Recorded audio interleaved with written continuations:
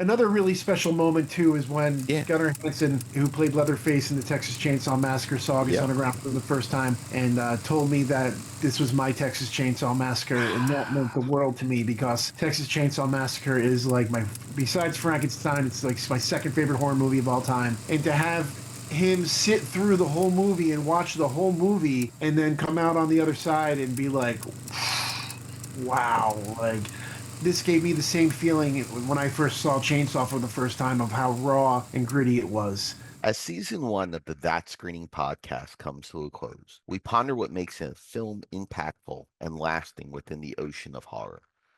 Is it the quality, the kills, the use of tropes, the brutal effects, perhaps the characters, or even the shock that leaves a dark mark on us forever?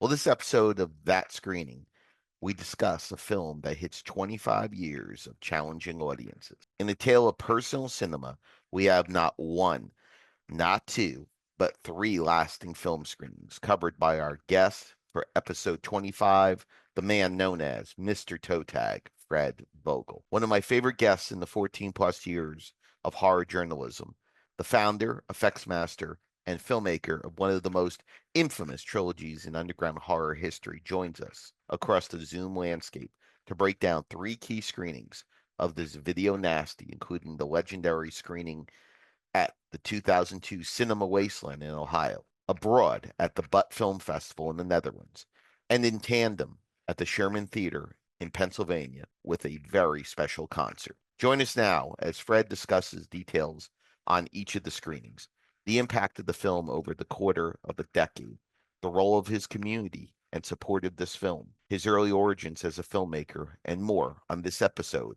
of the That Screening podcast with JK. Make sure to listen in, share, and support That Screening on all major platforms like SoundCloud, YouTube, Spotify, Apple, iHeartRadio, and more. Thank you for supporting the first season of the That Screening podcast with JK, and look for season two coming up next week with George Maholka and Susan Curran talking the Fantasia screening of a Serbian film.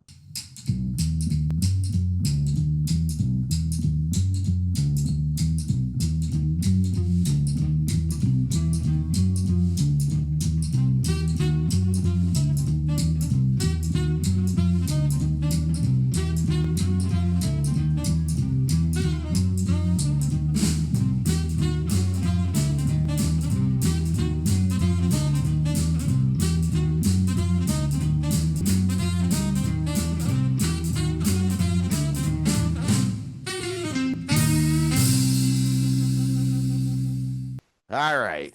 We welcome to the That Screening podcast a man who, in all the guests, and I've had many a guest in the 14 years now, and many an interview. He is on that top 10 list for me for always such insightful interviews, always such a great guest, and the cinema that he has created, the genre that he's created, has been impactful to me among many others, including a former guest here on That Screening, Mr. Ryan Vincent Logsden, who can stop singing about you when he was talking about Agony and the impact that you and Shelby had.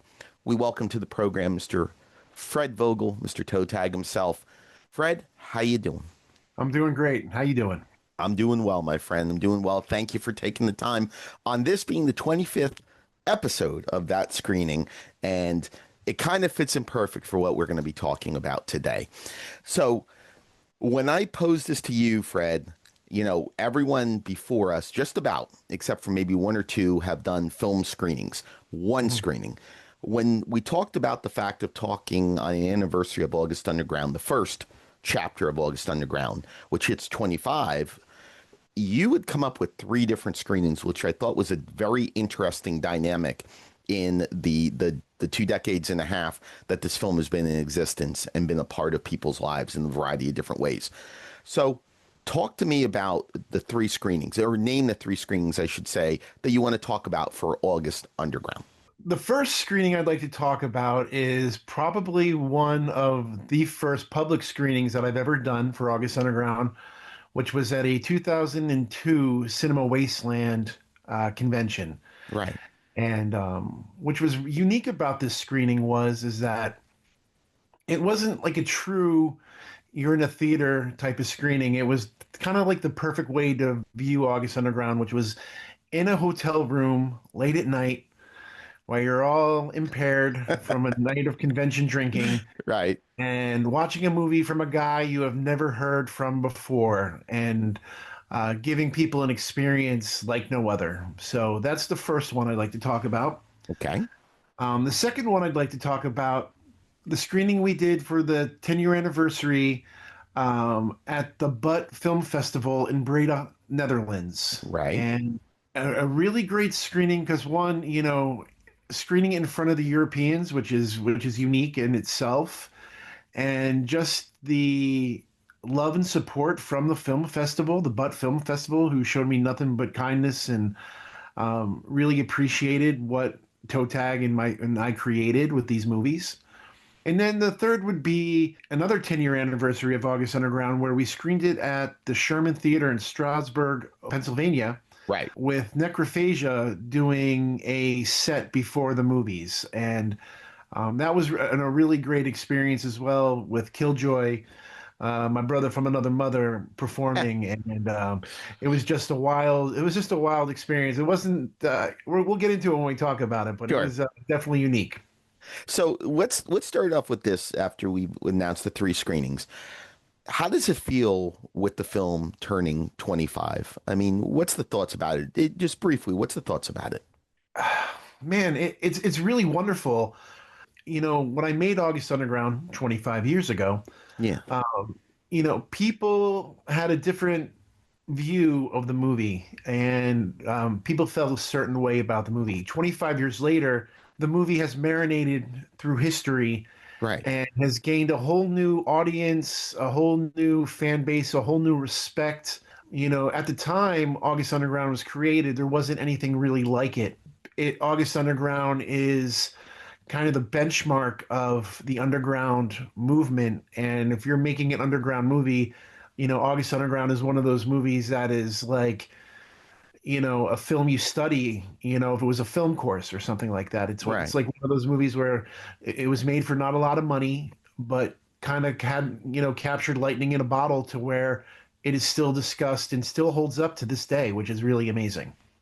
So you talk about three different screenings, and it's interesting that two are 10-year anniversaries, not a whole lot afterwards for a variety of different reasons. But was this film, when you sat down with Toe Tag, your partners in crime at the time, was it ever intended for you that this was going to be seen in a theater? Or was this always something that you envisioned would have that kind of home video life? Because it's coming from an era where you really still had physical media. We were moving into DVDs. We weren't really moving too much into Blu-rays, but VHS was still very prevalent with it, Fred. Was it always intended for home video, or were you looking for theatrical? Never looking for theatrical. It was made to be watched on your television. The first screening at Cinema Wasteland was on a VHS tape. Wow. And because it was easy, just grab a VHS player and plug it in. Watching August Underground on the big screen is really jarring because with the handheld found footage, it's so overpowering. And the way that the movie looks too, which the aesthetic and the stylized, cinematography of the movie is just really jarring watching on a big giant screen. So it was really never meant to be watched on a big giant screen. That's why it hasn't had many, theatrical screenings. Fair enough. Fair enough. Going back 25 years ago, and now more than ever, you're seeing a lot of filmmakers jump into filmmaking through horror and a lot of different horror, a lot of different subgenres of it. Was that the easiest way for you to get into filmmaking, to make something as realistic and as gritty and as disturbing as that was? Was that the easiest way for you to get in? Was that what you wanted to do when you had made this film? I've always wanted to make movies. I got into the movie business by being a special effects artist, but I was also making like short films and trailers in college. Being part of the whole filmmaking process is something that I really wanted to do. Is like, but could I be a director? I didn't go to film school. Right. I went to special effects school. When I knew that I wanted to make a movie, the reality of financially raising the money was very hard. And at the time, anything kind of shot on video was kind of schlocky. Right. I was kind of turned off by a lot of the shot on video movies because I just thought they looked kind of crappy. And I wanted to make something that looked like Friday the 13th, or something like that, like shot on film.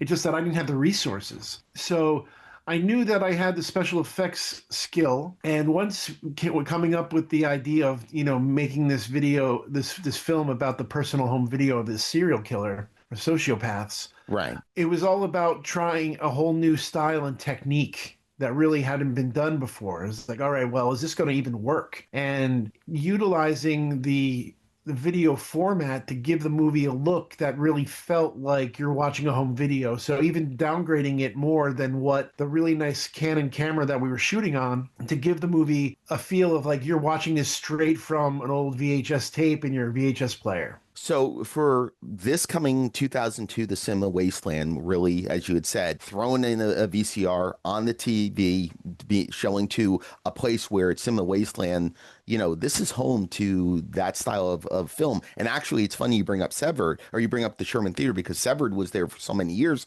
Earl Kess's event, which was all about VHS, which was all about the underground, all about independent film. And then in between, it's a shame we can't talk about Slaughter in Syracuse for just the screenings that were there, what Oh they did yeah. up at the Palace Theater. So when you first see it and you sit down, what's the crowd like? Do you remember 2002 and how the crowd reacted when you came in and you popped it in there? What was that ride like? It was very unique because one, I kind of just invited people up to the room to watch it. There's no seats. People are sitting on a bed. People are Right. sitting on the floor. We've been there. Yep. It was like, all right, I introduced myself. And this is at the time a Fred Vogel who would wear a shirt and tie. Definitely inspired by like the great filmmakers David Lynch. Yes. I Um, you love that. know, and kind of looking way different than I looked in the movie. So it was like, all right, people didn't know me. They didn't know anything really about me. They were just like, okay, here's this guy. He's showing his movie. And what I did Right. was is I started the movie and then I left the room and came back when the movie ended. So I was not in there to see the reactions. I wasn't in there and to see any of thoughts going through people's minds or anything like Right. that. It was just like come back in. And when I came back in the room was half empty. That was kind of like okay, like I guess they didn't like it. Right. And as a filmmaker, you want people to like your movie, but I knew that the movie was different and more intense than something people have ever seen before. Because again, I've never seen anything like it myself.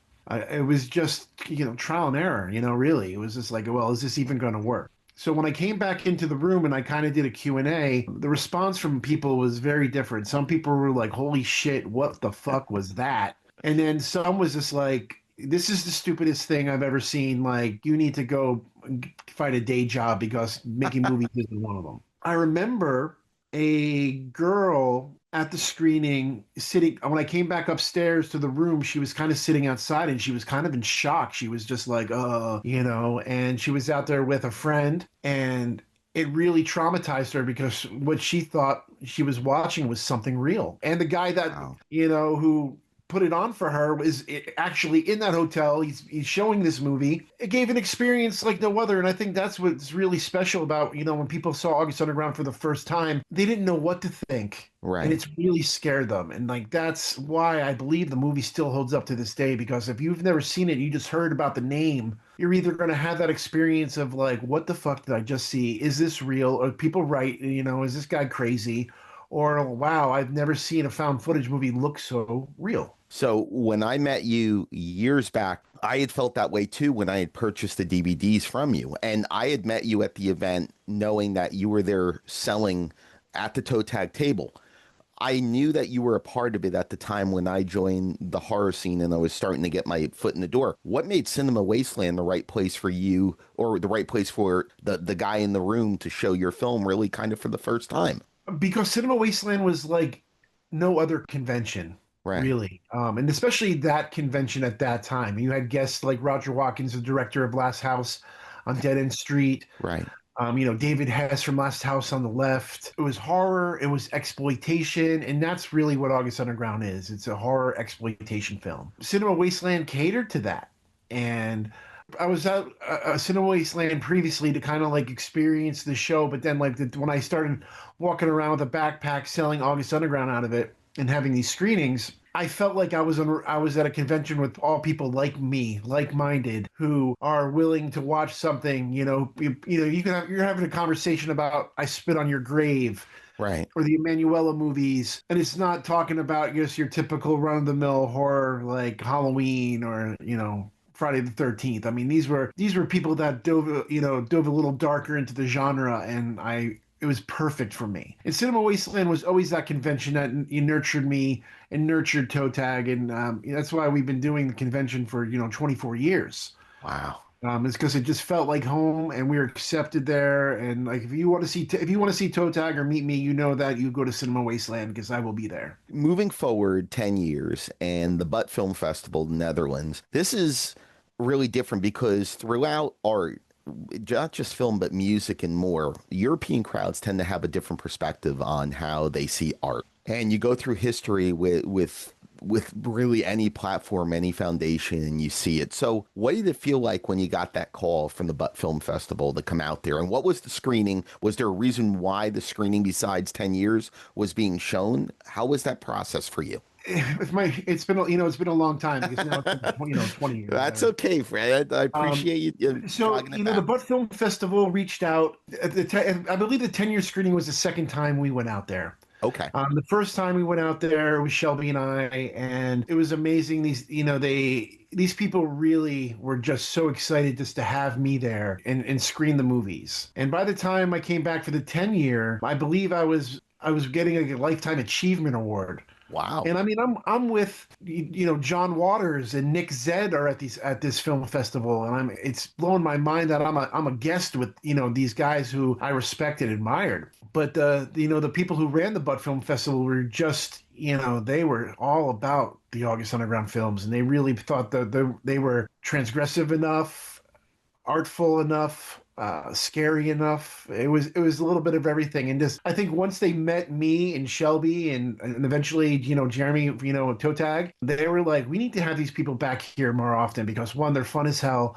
And two, they love movies. They're going to have a good time. They're going to make the fans happy. And that's really what it was all about. It was going out there and meeting the fans and like realizing how amazing our European fan base was, and people were traveling all over to coming to the Netherlands just to see us and to watch the movie. So it was really awesome.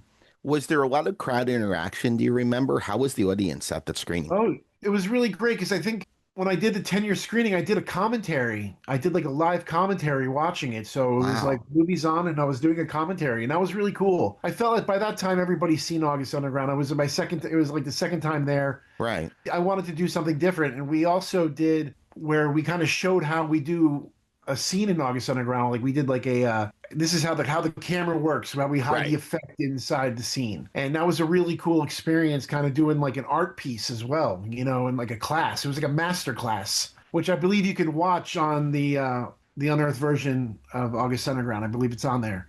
Did that just hit recently, if I'm correct? Yeah, I mean, I think it's been over a year now Yeah. that they've been released through Unearthed, which has been such a really great partnership. Toe Tag and Unearthed were kind of born around the same time in the early 2000s. Stephen Byro and I have known each other a long time. One of the things about Toe Tag movies was, we always wanted them to be true underground films, and you had to get them through us. And I always thought that was really special, and I think that helped build the mystique behind the movies. Is like, hey, the only way you can get them is if you order from Toe Tag, and Fred's packing these movies, and Shelby's Right. packing these movies, and Jeremy's packing these movies. So everything was coming from us. It made it extra special. And now that Unearthed is carrying our titles, it's opening a whole new door. It's a way bigger distribution. I mean, now you can like order them on Amazon, and now they're streaming. And I mean, more people are seeing the movies for the first time, and they're more available. Where before you really had to hunt them down, and that's what really kept them scary, is you had to hunt them down. Both the first two audiences before we get to the Sherman Theater in Pennsylvania and another 10-year screening of August Underground, both the screenings are very comfortable screenings for you. Has there been throughout the 2+ decades, has there been uncomfortable screenings of August Underground that you've went in, whether it's, at an event or you went into a theater and the fans just had trouble with it to the point where even during the Q&A or meeting them afterwards, it was that kind of scene? Anything ever like that, Fred? For August Underground's Mortem, the second film of the Hmm. series, that more so. It's a little bit more intense. And we actually did a screening right next to like, when you're screening movies at conventions, you never know who's in the next ballroom. Right. And I remember doing a screening, I believe it was in Chicago. There was like a church seminar going on in the next room. And meanwhile, August Underground's Mortem is playing. You can hear like Christy screaming, sissy fuck me and all this stuff. And it popped into my head. I remember we did a screening August Underground at Cinema Wasteland on one of the other screenings that we did in one of their main rooms. Right. The hotel, so you're getting like people coming in from their wedding, and like I remember sitting in the back of the screening room and watching a bride and groom walk in, and I just kind of got up and was like, no, no, no, no, no, no, no, you do not need to be in here. I don't want to ruin people's days. You know what I Right. mean? Like, it takes a certain individual that wants to like watch August Underground. So I'm not going to sit here and just let anybody in. Like I want people who want to see something like that, who want to experience something different. But I don't want to ruin their wedding, their honeymoon. I live the experience. I don't want people to be like, oh shit, Fred's sitting in the back or anything like that. I want them to be vulnerable and going in this if they've never seen it blind and just having an experience and having the movie provoke them in that certain way.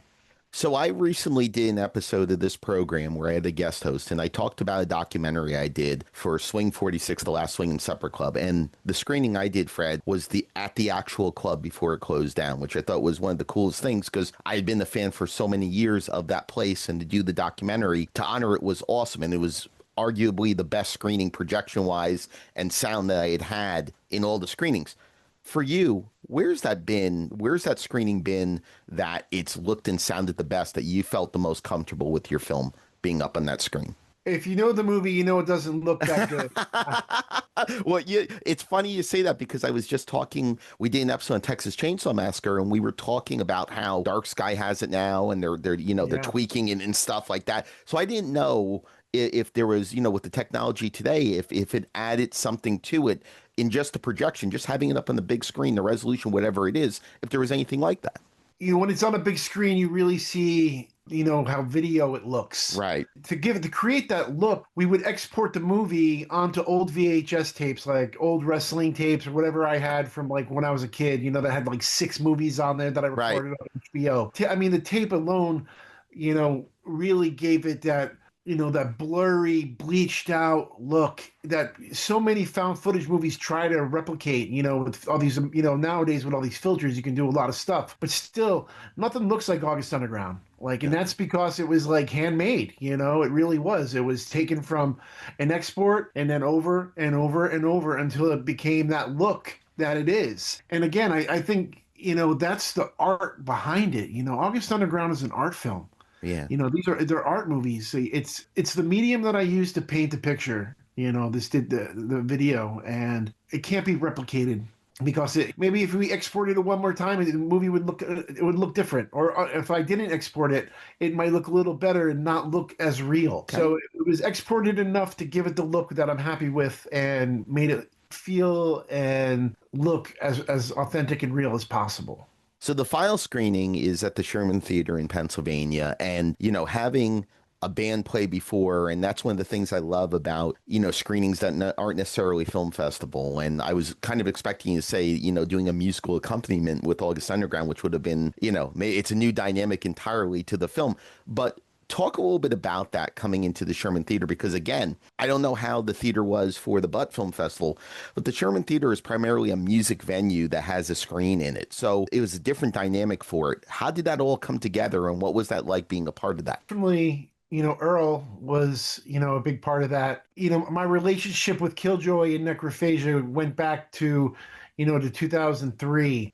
We wanted to do something together. If I would have never made August Underground, I would have never met Killjoy. And if I would have never met Killjoy, I would have never gone to Europe and shoot a documentary for Necrophagia and build, that relationship and Killjoy's involvement to help bring to life what would become August Underground's Mortem. It was kind of my way of honoring him as well as celebrating the 10 years of August Underground. We showed all 3 movies, so it just wasn't Right. August Underground. All 3 movies played. But in typical fashion, something, Mother Nature had other plans. And I remember there was crazy hurricane that hit the East Coast so bad that it shut down bridges, coming from Manhattan into New Jersey to go into Pennsylvania. Right.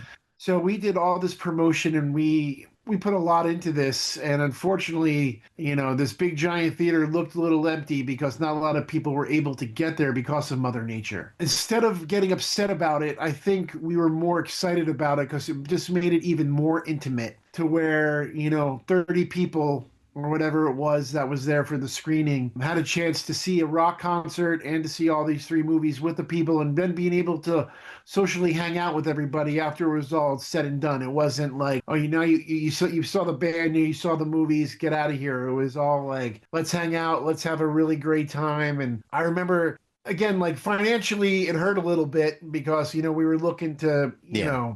give the band some money, give us some money, but in the end, the experience to have Toetag and Necrophagia be in the same venue play, which was just an awesome experience. How important is the community to this film and this and the growth and success for generations now with August Underground? Oh, it means everything. If it wasn't for the fans, who knows where this movie would be?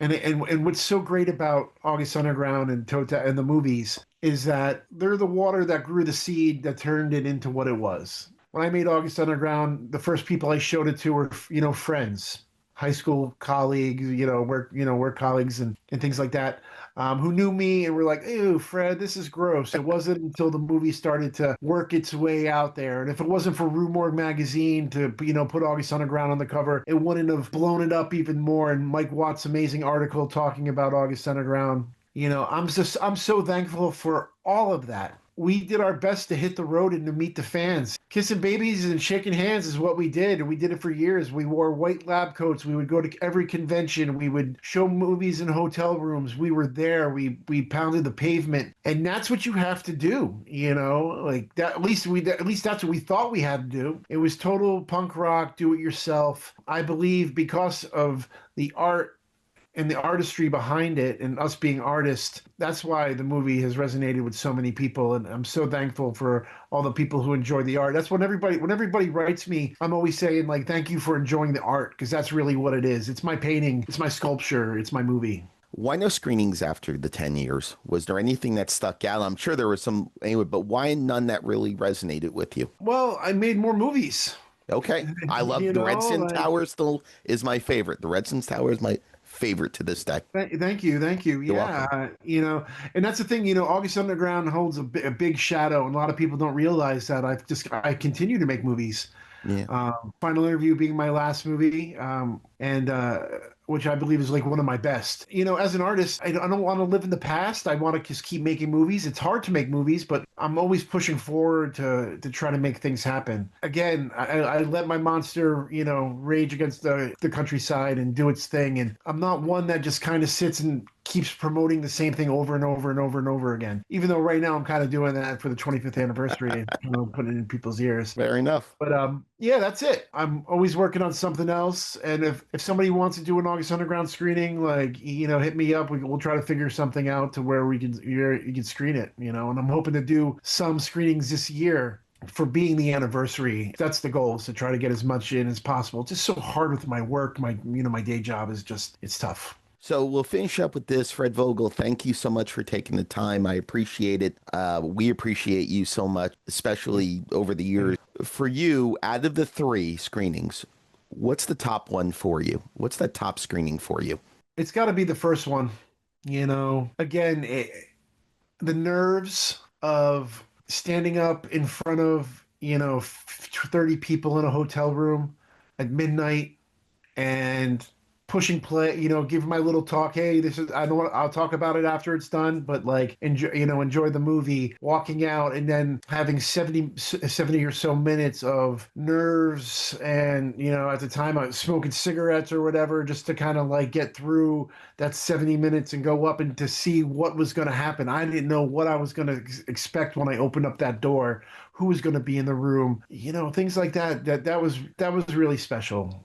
Another really special moment too is when Yeah. Gunnar Hansen, who played Leatherface in the Texas Chainsaw Massacre, saw August Yep. Underground for the first time and told me that this was my Texas Chainsaw Massacre, and that meant the world to me because Texas Chainsaw Massacre is like my, besides Frankenstein, it's like my second favorite horror movie of all time, and to have him sit through the whole movie and watch the whole movie and then come out on the other side and be like, wow, like this gave me the same feeling when I first saw Chainsaw for the first time of how raw and gritty it was. That meant a lot. All the filmmakers who've watched August Underground over the years, from Roger Watkins to Don Edmonds, these filmmakers I admired so much that were just like, wow, I've never seen anything like this. That means a lot to me. We're going to have you back on down the line to talk about Texas Chainsaw because very interesting perspective and listening to the passion and love in your voice. It means the world for it. Finish with this one word that describes August Underground and why.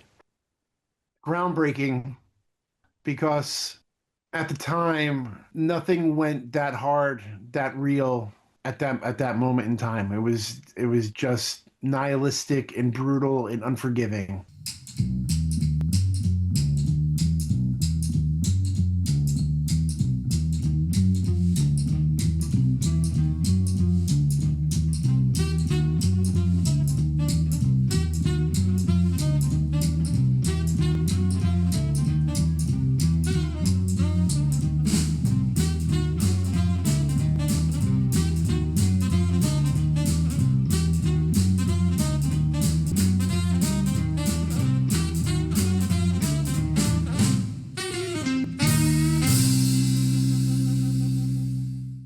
Make sure to listen in, share, and support that screening on all major streaming podcast platforms, including YouTube, Spotify, SoundCloud, Apple, iHeartRadio, and more.